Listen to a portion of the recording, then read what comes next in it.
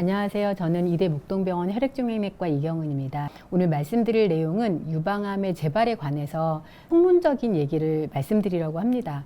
이 동영상을 시청하시는 분들은 환우시거나 그 가족이시거나 그럴 것 같은데, 이제 환자에 대한 그 구체적인 사항은 아마 진료실에서 주치의 선생님과 나누고 계실 것 같고, 그렇다고 너무 어려운 얘기를 이렇게 책 읽듯이 하면은 이해가 쉽지 않을 것 같아서 종암이 재발이 막연히 무서운데, 그 무서운 부분에 대해서 조금 안심 내지는 이해하실 수 있도록 재발의 개념을 조금 말씀을 드리려고 합니다.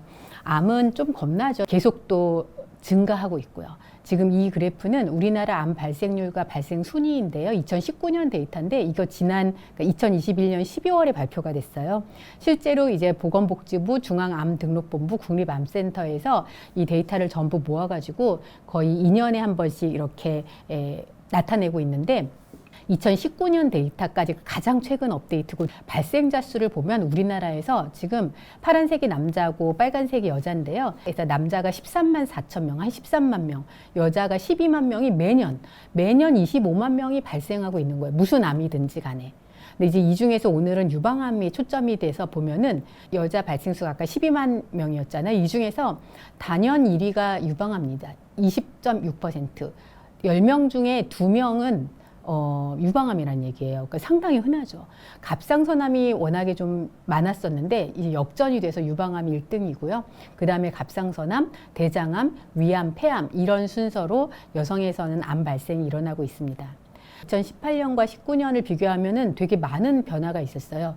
유방암만 보면 사실 5위를 지키고 있습니다. 발생 자수, 환자 수로 볼 때 한 연간 2만 명에서 2만 명 내외를 발생을 하는데, 유방암은 이대로 있는데 되게 놀랍게 갑상선암 1등으로 가고요. 폐암이 3등에서 2등. 갑상선은 아마 스크리닝 열심히 검진을 하니까 초음파가 비교적 갑상선은 잘 보이는 편이거든요. 그래서 되게 갑상선암이 많이 됐을 것 같고, 위암은 이렇게 떨어진 거는 아마 식생활이 변했을 수도 있지만 사실은 내시경을 많이 하다 보니까 암의 저구성 병변이라는 게 있거든요. 암으로 되기 전에 이제 되게 내시경적으로 절제를 한다던가 소화기내과 교수님들이 많이 애를 쓰셔서 이렇게 위암의 발생률이 떨어진 거라고 예측을 하고 있습니다. 여하튼 유방암은 상당히 꽤 있다. 이 그래프는 이제 그 시점별로 X축이 연도거든요. 보시면 갑상선암은 좀 늘었다가 줄었다가 다시 늘고 있는데, 아마 이거는 전체적인 발생 빈도라기보다는 검사 빈도라고 조금 봐야 될 것 같고요. 유방암은 꾸준히 늘고 있어요. 또 느는 거 전립선암 꾸준히 늘고 있어요. 대표적으로 갑상선, 유방, 전립선암은 시간이 갈수록 늘고 있어요. 이게 우리나라만 그러냐? 아니에요. 다른 데도 비슷해요. 암 발생률 국제 비교를 보면은요, 맨 앞에 있는 게 한국이고요, 두 번째 게 일본이고요, 세 번째 게 미국이고요, 네 번째 게 영국이거든요. 이렇게 이해하시면 되는 거거든요. 발생률이 우리나라 아직 작은 택인데 미국이나 영국은 훨씬 더해요. 일본은 우리보다 더 하고요. 이게 이제 어떤 그 유전자에 다르니까 아무래도 서양인과 동양인은 그런 것도 있고 어떤 생활 환경도 그렇고, 근데 점점 늘어나는 거를 고려하면 아마 정말 몇십 년 후에는 여기가 이렇게 평준화 될 수 있어요. 그래서 유방암은 늘고 있다. 그리고 서양보다는 아직 빈도가 낮지만 점점 늘고 있어서 어느 순간 동률을 이룰 가능성이 있다. 지금 보면은 이제 제가 여기 빨간 박스를 해놓은 게 유방암이에요. 한국의 5년 생존율은 86.6%, 85%를 상회하고요. 미국은 90%, 영국은 85%, 일본은 89%. 이게 우리가 미국보다 못하다, 치료를 못한다의 개념은 아니고요.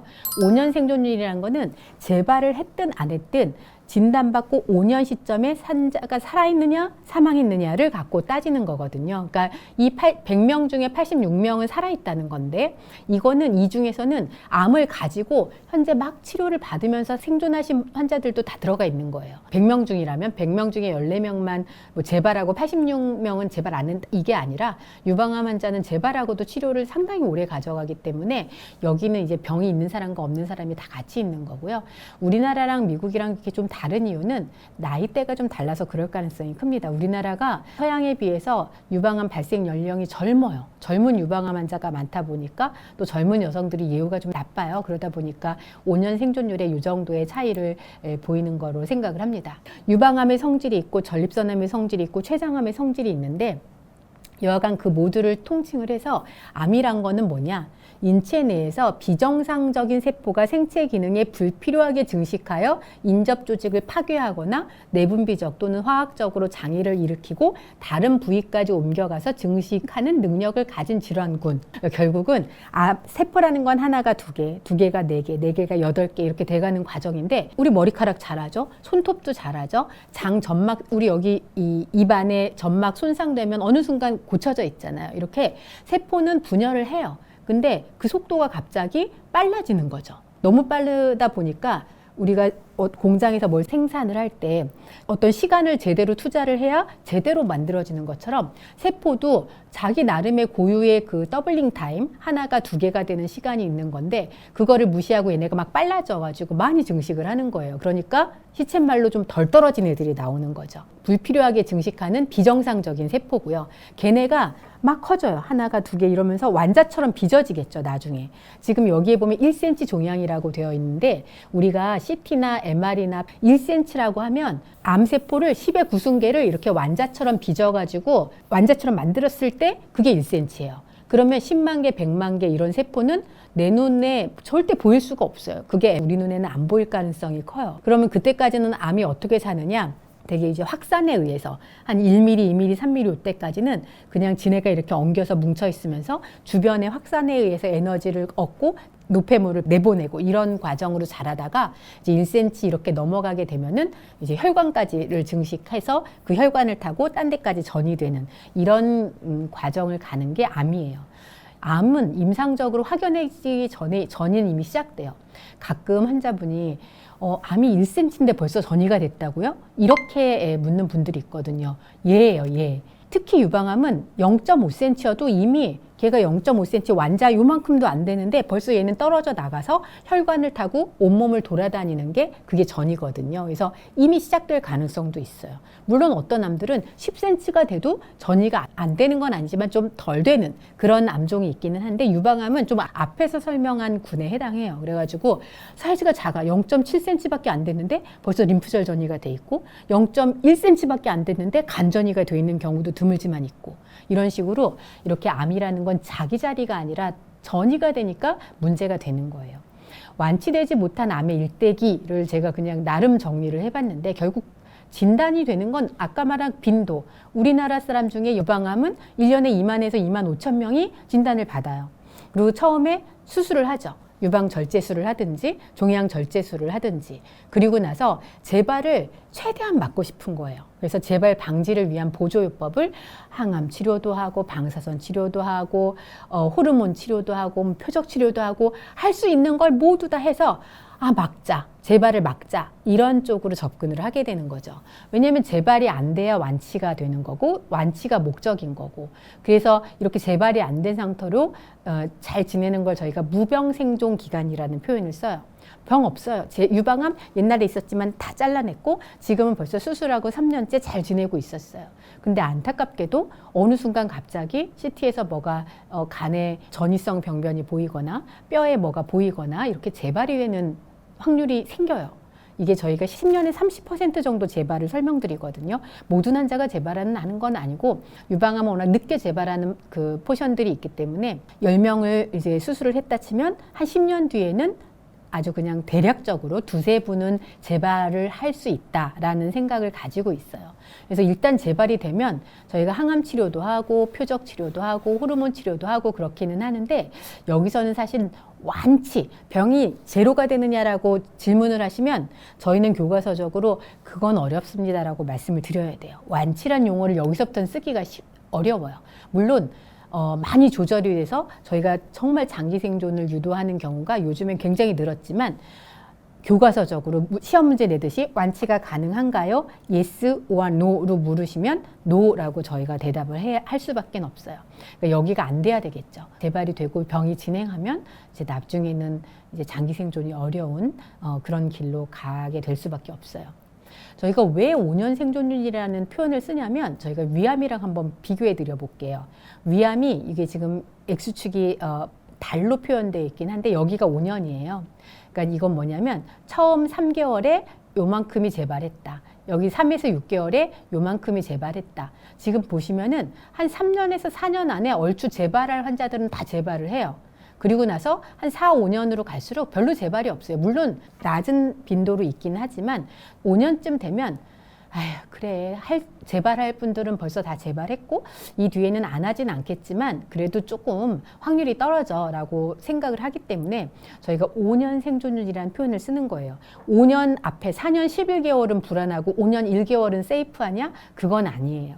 위에는 림프절 전이가 있는 경우 밑에는 림프절 전이 여부에 관계없는 경우인데 지금 보시면 알겠지만 5년이 물론 2년에서 3년 안에 재발률이 높아요. 근데 5년 지나도 꾸준히 있어요.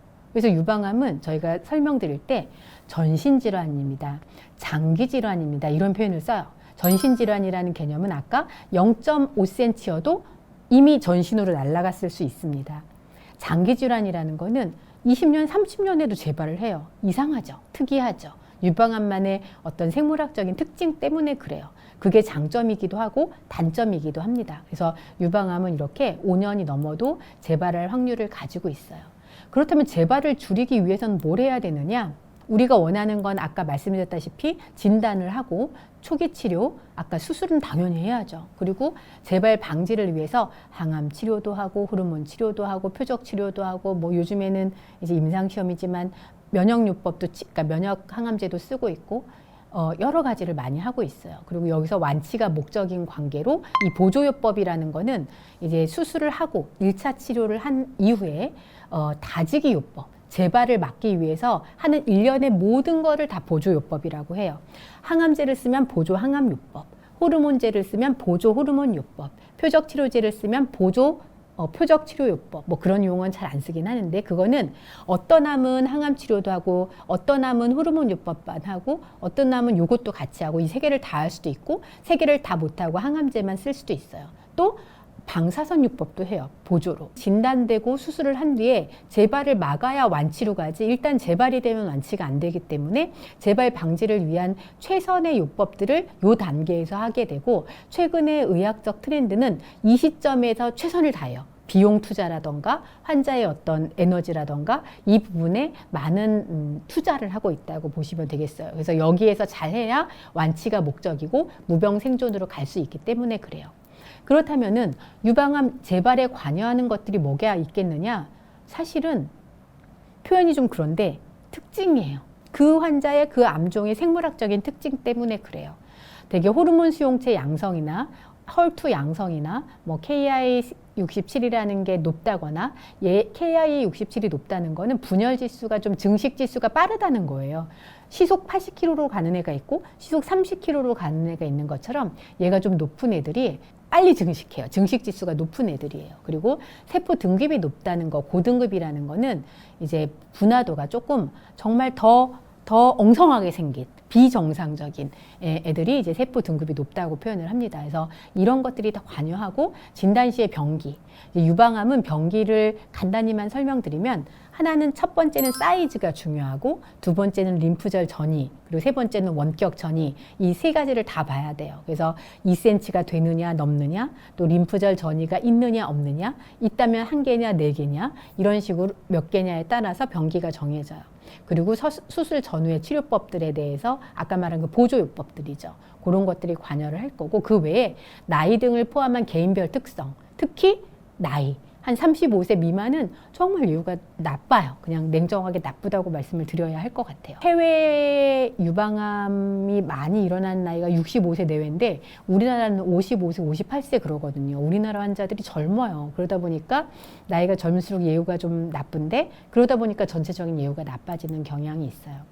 유방암은 수술 후에 뭘 할 건가를 결정하려면 이 두 가지가 가장 중요합니다. 그래서 어떤 치료를 할 거냐에 따라서 호르몬 수용체가 양성인지 헐투가 양성인지를 반드시 알아야 돼요. 이거를 모르고는 한 발자국도 진단받고 나갈 수가 없어요. 그래서 어떤 환자가 이제 지금 유방에 종괴가 있어가지고 조직 검사를 했고 뭐 CT나 MR이나 뭐 뼈 사진이나 다 찍고 이제 병기가 결정이 됐어요. 그럼 항암제를 먼저 할래? 수술을 먼저 할래? 아니면 어떻게 할래? 항암제를 쓴다면 뭘 쓸래? 이거를 결정하려면 이 두 가지가 없는 한 한 발자국도 움직일 수가 없어요. 현재 의료 상황은. 그래서 이 두 가지를 알아야 되는데 이런 개념이에요. 호르몬 수용체가 양성이라는 거는 요건 지금 정상적인 세포예요. 그래서 정상적인 세포는 호르몬으로 먹고 사는데 유방암은 특히 호르몬이 식량이에요. 성장 동력이에요. 그래서 성장 동력을 예를 들어 받아들이는 문이 두 개가 정상적인 패턴이에요. 그래서 예를 들어서 이 문을 통해서 어느 정도의 속도로 에스트로겐이라는 그 호르몬 그 성장 동력을 먹고 이 암세포가 증식을 하는 거거든요. 근데 호르몬 수용체가 양성이라 하면 이런 거예요. 성장 동력이 들어올 수 있는 문이 엄청 많아요. 그래서 이건 어떻게 아냐면 저희가 암 조직 검사를 하고 거기를 염색을 해서 보면은 저렇게 성장 동력이 많은 에스트로겐 수용체가 호르몬 수용체가 많은 애들은 저희가 갈색으로 염색을 시킬 수가 있어요. 그래서 현미경을 보는 거예요. 그러니까 조직 검사하고 바로 알 수 있는 게 아니고요. 조직 검사를 한 다음에 암세포인지를 확인을 하고 거기다가 이런 면역 염색을 붙였을 때 갈색으로 많이 보이네. 얘는 호르몬 수용체가 양성이네. 얘는 호르몬을 많이 먹고 사네가 되는 거예요. 그렇다면은 우리가 할 수 있는 방법이 뭐가 있을까요? 호르몬을 차단하는 거예요. 굶기는 거죠. 그래서 호르몬 치료제를 그래서 할 수 있는 거고요. 마찬가지로 헐투도 헐투라는 게 정상적으로 이 정도 대문 2개 정도만 있어야 된다 치면 물론 2개가 답은 아니에요. 상대적으로 많은 이렇게 대문을 가지고 있으면 헐투라는 거가 이제 성장 동력으로 작동할 수가 있는 거죠. 이러니까 헐투를 막는 여기에 막는 항체가 있어요. 요 문을 따로따로 이렇게 잠금 하듯이 막는 표적 치료제가 나와 있어요. 그래서 그런 약을 쓰는 게 치료의 방향인 거죠. 그렇기 때문에 이 두 가지를 알아야만 이분은 항암제를 쓸 겁니다. 뭘 쓸 겁니다를 판단하게 돼요. 그렇다면은 우리 이모가 유방암이라는데 내 친구 엄마가 유방암이라는데 물론 당연히 병긴 중요한데 무슨 치료를 할 때에는 이게 가장 중요하더라. 이제 아셨죠? 그래서 호르몬 수용체 양성 음성, 헐투 수용체 양성 음성을 아셨을 거예요. 그래서 이런 상태의 그 빈도를 보면 이건 이제 미국의 시어 데이터예요. 그래서 미국의 데이터를 보면은 제일 68% 제일 많은 게 뭐냐면은 호르몬 수용체 양성, 헐투 음성 여기가 제일 많아요. 빈도상. 그리고 두 번째 여기가 비슷한데요. 데이터상 모아졌을 때. 그렇다면은 예후가 어떻게 되느냐? 자, 예후는 여기가 제일 좋고요. 그 다음에 여기가 좋고요. 여기가 좋고요. 그 다음에 여기가 예후가 제일 나빠요.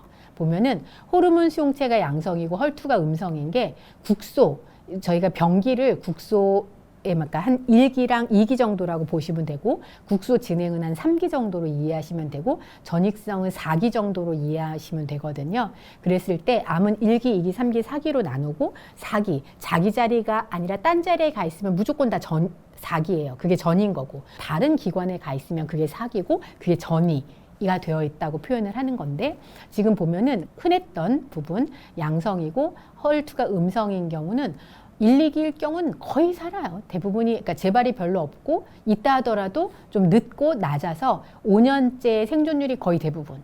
물론 국소 진행 조금 병기가 진행한 경우에는 한 90%. 하지만 전이가 돼버리면 5년 생존율은 3분의 1로 떨어지게 되죠. 그 다음엔 둘 다 양성인 거 이런 정도. 둘 다 호르몬이 음성이고 헐투가 양성이면 요 정도.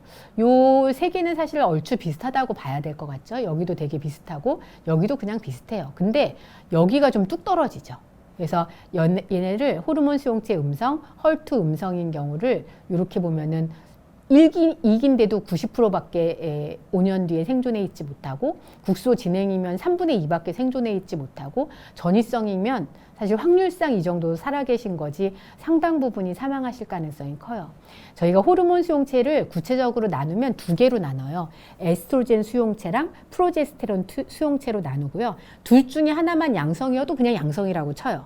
그래서 호르몬 수용체 중에서도 에스트로겐 수용체도 음성, 프로제스테론 수용체도 음성, 헐투도 음성 이런 거를 저희가 그냥 3중 음성 유방암이라는 표현을 써요.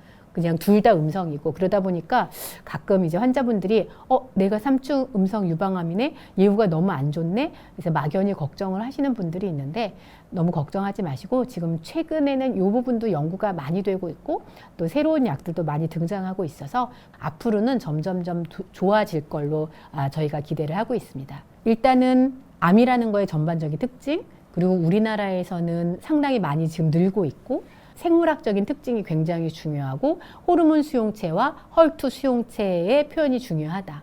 2박 3일이면 끝났어요. 근데 방사선 치료가 한두 달 걸리고 항암 치료가 막 6개월에서 8개월까지도 걸리고 호르몬 치료가 5년 내지 10년도 걸리고 헐투 치료가 1년 내지 2년까지도 걸려요. 그러니까 2박 3일의 수술은 끝나고 옛날에 드라마에서는 수술이 끝나면 완치되셨습니다. 모든 치료가 종결되었습니다. 이게 아니란 얘기예요. 유방암은 이렇게 재발을 막아야만 하는 그 필사적인 노력을 해야 되는 그런 곳이기 때문에 이런 것들을 이렇게 여러 과가 합해서 힘을 합해서 다학제적 치료를 하고 있다는 것을 알고 계시면 될 것 같습니다. 누적된 데이터를 보면 호르몬 치료를 안 한 경우랑 호르몬 치료를 한 경우는 이렇게 3분의 1 정도 재발률을 떨어뜨리고 사망률도 상당히 이렇게 떨어뜨리는 것을 알 수가 있고요. 항암 치료도 나이가 젊든 나이가 많든 50세 미만이든 이렇게 항암 치료를 하면은 재발률을 떨어뜨리는 것을 알 수가 있어서 이미 항암 치료와 호르몬 치료를 하면 재발률이 떨어진다는 건 이미 수년간의 그 쌓여진 데이터로부터 우리가 알고 있고요. 또 항헐투 치료도 아까 말한 그 헐투 수용체가 있으면 거기를 통해서 세포 성장 동력이 전달이 되기 때문에 얘네를 막아주는 치료를 하면 이렇게 3분의 1 정도의 재발률을 떨어뜨릴 수 있다. 그렇기 때문에 우리가 이러한 노력을 하고 있다는 것을 알고 계시면 되겠고 수술뿐만이 아니라 이런 다학제적 접근이 필요하다까지를 이해하시면 아마 오늘 제가 말씀드린 부분은 다 말씀드린 것 같습니다. 그래서 환우 여러분뿐만 아니라 또 옆에서 같이 그 보호자, 이제 케어기버라고 하죠. 많이 잘 도와주시고 또 유방암 치료 잘 하시고 건강하게 10년이 지나도 잘 지냈으면 좋겠습니다. 유방암은 굉장히 케이스 바이 케이스예요. 어떤 특정한 데이터가 없으면 저희가 말씀드리기 어려운 부분도 있거든요. 온라인을 이용해서 질문을 해주시면은 저희 혈액종양내 의사뿐만 아니라 여러 이런 암 전문가들이 있는 대한종양내과 선생님들이 잘 답변을 드릴 테니까 질문을 주시면 감사하겠습니다. 그럼 이만 마치겠습니다.